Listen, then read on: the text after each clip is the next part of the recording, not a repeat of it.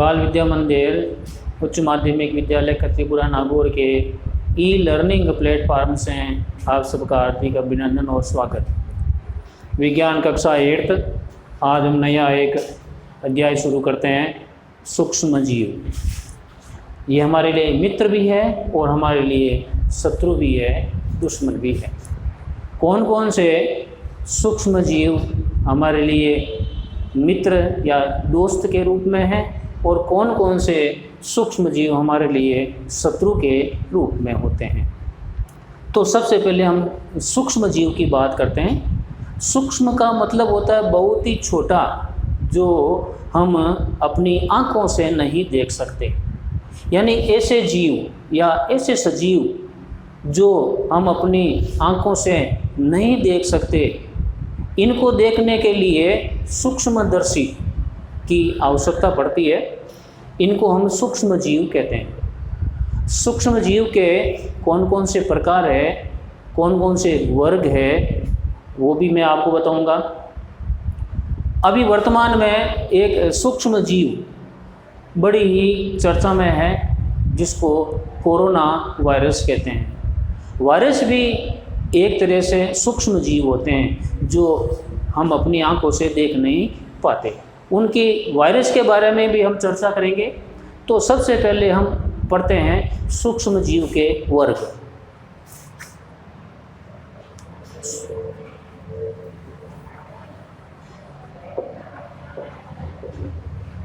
सूक्ष्म जीव के वर्ग।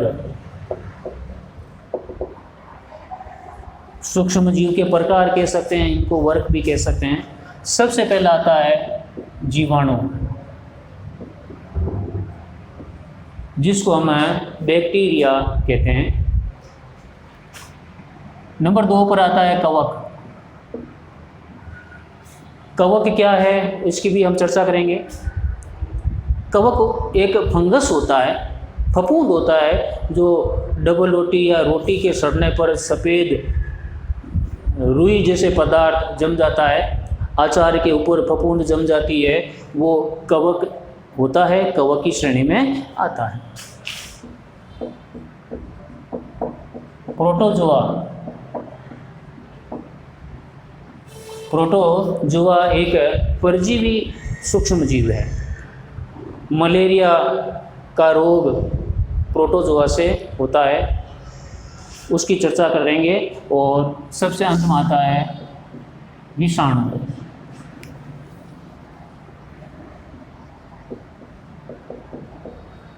जिसको हम वायरस कहते हैं।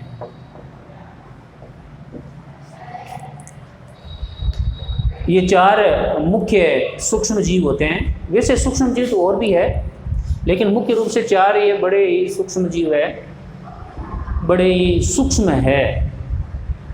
इसमें से कुछ सूक्ष्म जीव हमारे लिए शत्रु है और कुछ सूक्ष्म जीव हमारे लिए मित्रवत है।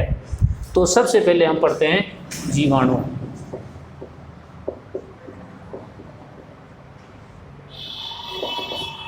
बैक्टीरिया। जीवाणु हमारे लिए मित्र और शत्रु दोनों हैं।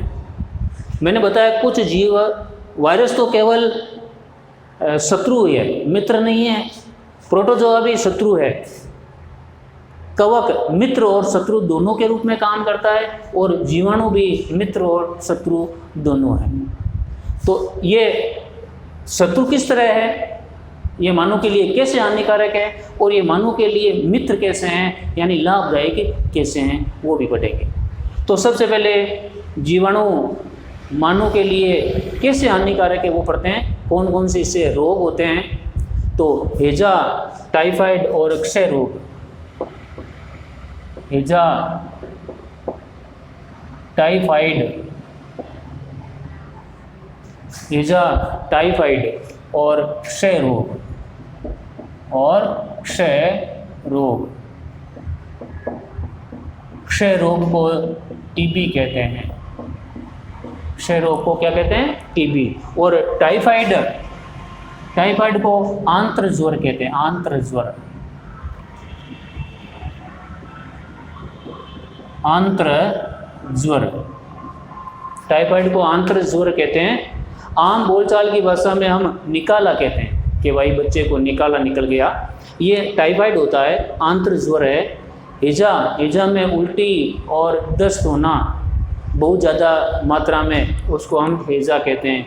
तो हैजा, टाइफाइड और क्षय रोग जीवाणु के द्वारा होने वाले रोग है, जीवाणु द्वारा होने वाले रोग हैं।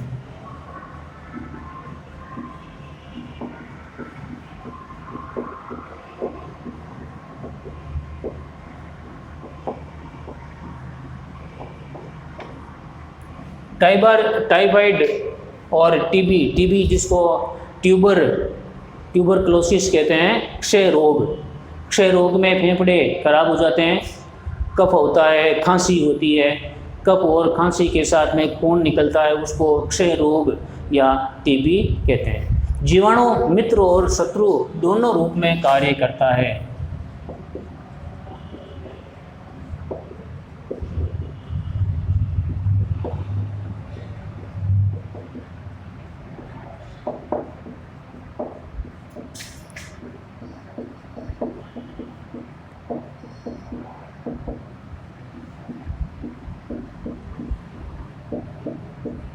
जीवाणु मित्र और शत्रु दोनों हैं।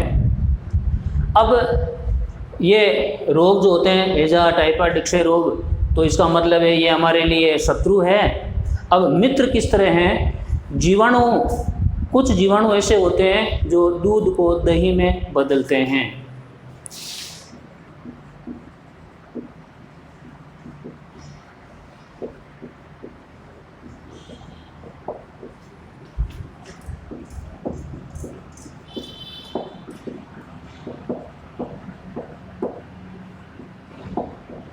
कुछ जीवाणु दूध को दही में बदलते हैं।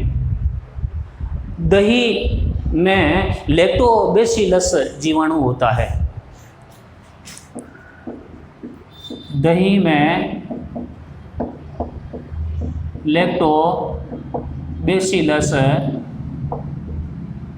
लैक्टोबैसिलस जीवाणु होता है।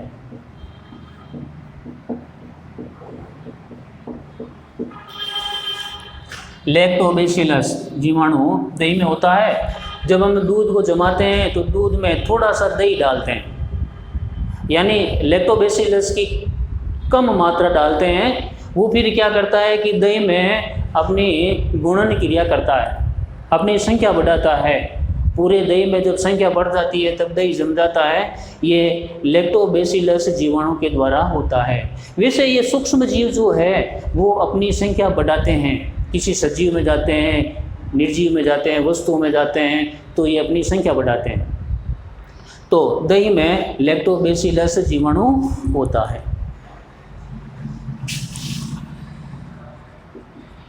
जीवाणु पनीर, अचार और खाद्य पदार्थ बनाने में सहायक है। जीवाणु पनीर, अचार और खाद्य पदार्थ बनाने में सहायक है।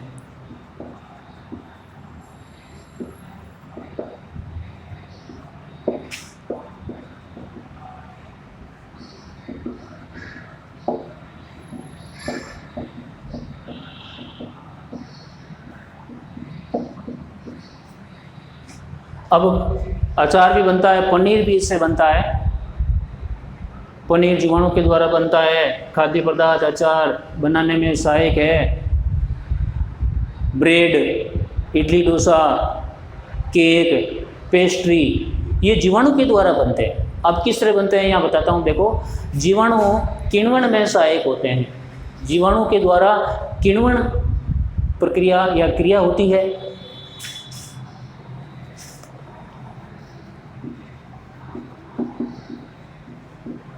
जीवाणु के द्वारा किण्वन किया जाता है।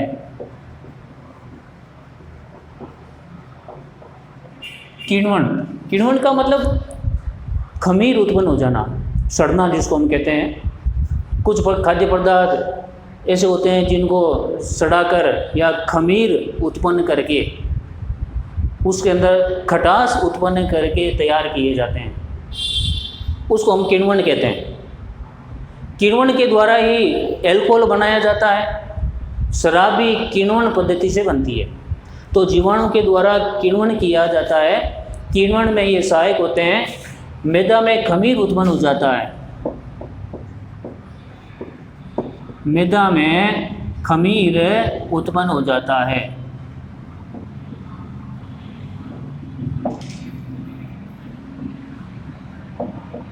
मैदा में खमीर किण्वन के द्वारा उत्पन्न होता है। मैदा ऊपर उठ जाता है।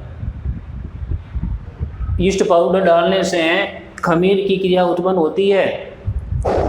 यीस्ट पाउडर डालने के बाद 5-6 घंटे तक उसको ढककर रख दीजिए। उस मैदा उफन कर ऊपर आ जाता है, उसको हम खमीर कहते हैं। खमीर की जो क्रिया है वही किण्वन की क्रिया कहलाती है। ब्रेड,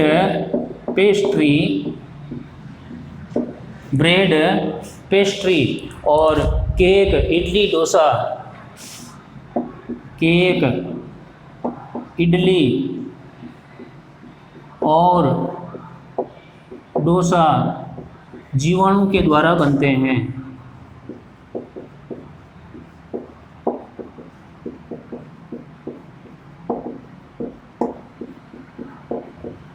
तो हमने जीवाणु के बारे में पढ़ा है। जीवाणु हमारे लिए मित्र और शत्रु दोनों हैं। अब हम पढ़ते हैं कवक।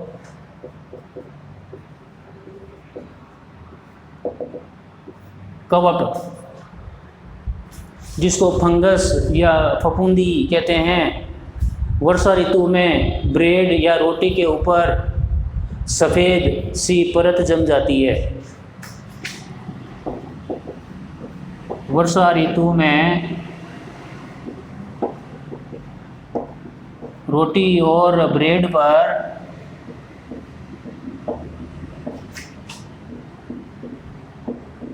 सफ़ेद रुई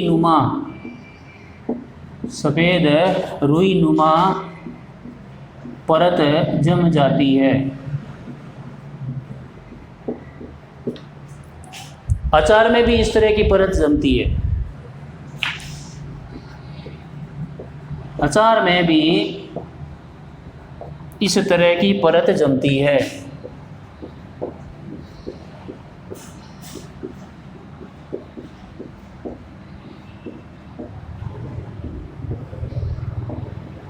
ये सफ़ेद जो रुईनुमा जो परत है, जिसको फंगस या फफूंद कहते हैं, विज्ञान की भाषा में इसका नाम कवक है।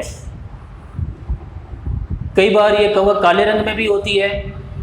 ये कवक अधिकतर नमी जब जलवायु में ज़्यादा होती है तब बनती है। वर्षा के दिनों में अचार खराब हो जाता है, वर्षा के दिनों में रोटी ब्रेड खराब हो जाती है नमी के कारण। नमी की अत्यधिक मात्रा होने के कारण कवक की फफूंद या कवक जम जाता है। हम इसको कवक कहते हैं।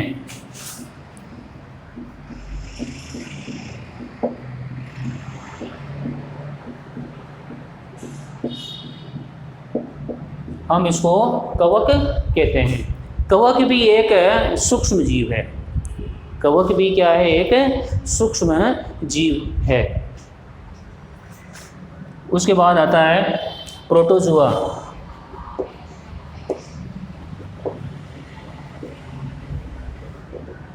प्रोटोजुआ ये एक परजीवी वायरस है। ये परजीवी प्रोटोजुआ है। ये एक परजीवी होता है।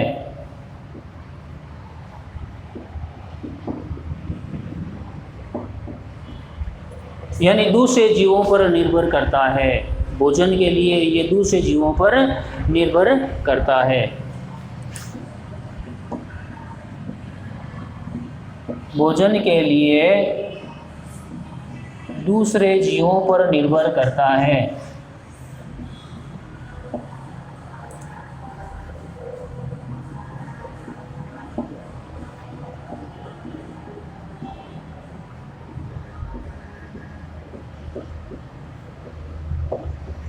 भोजन के लिए ये दूसरे जीवों पर निर्भर करता है। अतिसार और मलेरिया प्रोटोजोआ के कारण होता है। अतिसार और मलेरिया रोग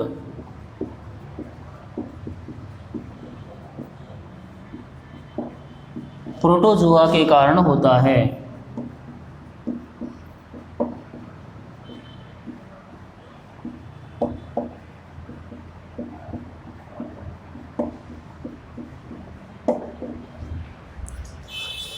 प्रोटोजोआ को पैरासाइट्स कहते हैं।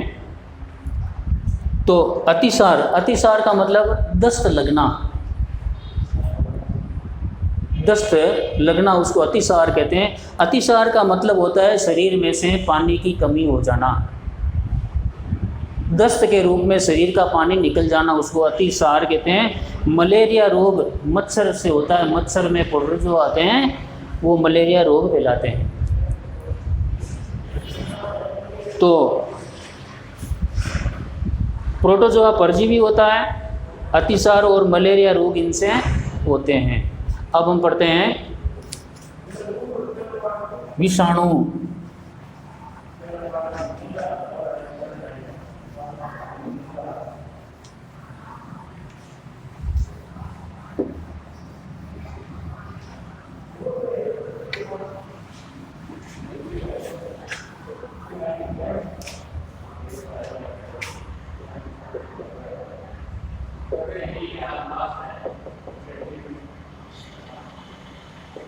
वायरस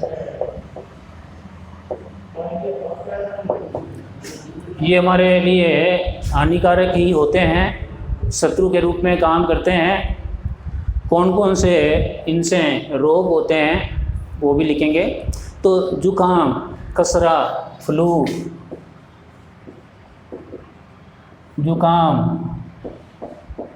खसरा, फ्लू। फ्लू का मतलब बुखार, जुकाम, flu. Chicken pox, polio, hepatitis A, chicken pox जिसको चेचक कहते हैं, पोलियो,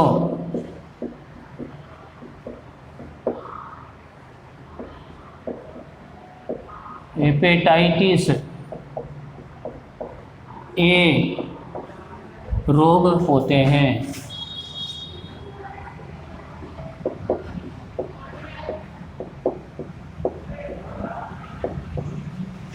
वर्तमान में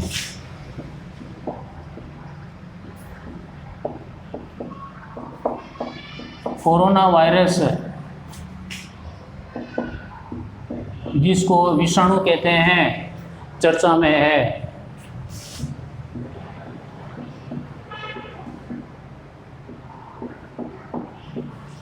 इस कोरोना वायरस के कारण बुखार आना, जुकाम लगना, गले में खराश जम जाना, सांस लेने में तकलीफ होना, एक तरह से निमोनिया जैसे लक्षण इसमें पाए जाते हैं। तो वर्तमान में कोरोना वायरस, कोरोना विषाणु चर्चा में है।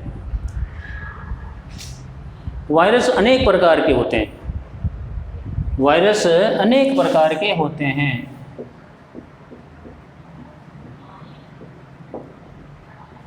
अनेक प्रकार के या अनेक प्रजातियों के होते हैं।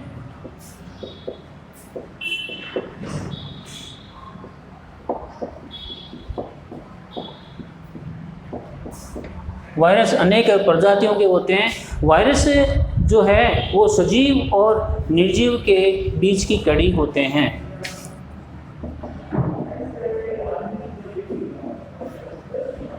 वायरस सजीव और निर्जीव के बीच की कड़ी होते हैं।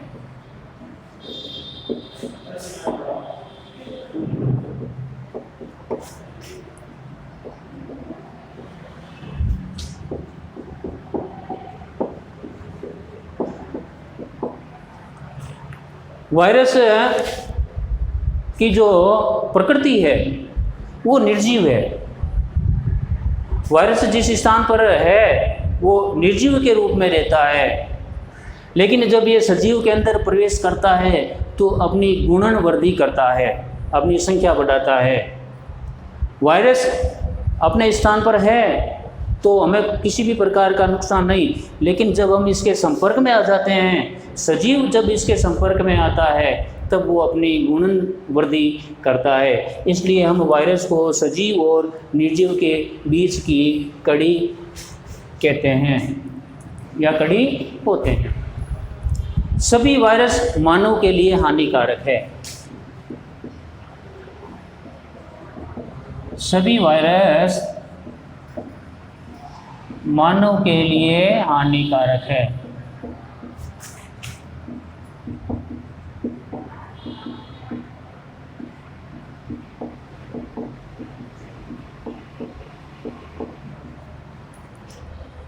ये सूक्ष्म जीव मानव से पहले आ गए। जब मानव सबसे प्रथम मानव इस पृथ्वी पर आया उससे पहले ही सूक्ष्म जीव आगे थे, और अभी तक बहुत सारे ऐसे वायरस हैं जिनका अभी तक पता भी नहीं चला है। आगे आने वाले वर्षों और शताब्दियों में ये वायरस सक्रिय हो सकते हैं और मानव जाति के लिए बड़ा नुकसान कर सकते हैं। तो सूक्ष्म जीव जो है, इस पृथ्वी पर सबसे पहले सूक्ष्म जीव ही आए। ये सूक्ष्म जीव एक कोशिकीय होते हैं। सूक्ष्म जीव एक कोशिकीय होते हैं और कुछ सूक्ष्म जीव होते हैं जो बहुकोशिकीय भी होते हैं।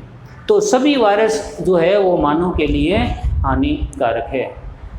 तो बच्चों, आज इतना ही। आप सभी घर पर स्वस्थ रहें, सुरक्षित रहें। इनको आप अपनी नोटबुक में लिखें। धन्यवाद।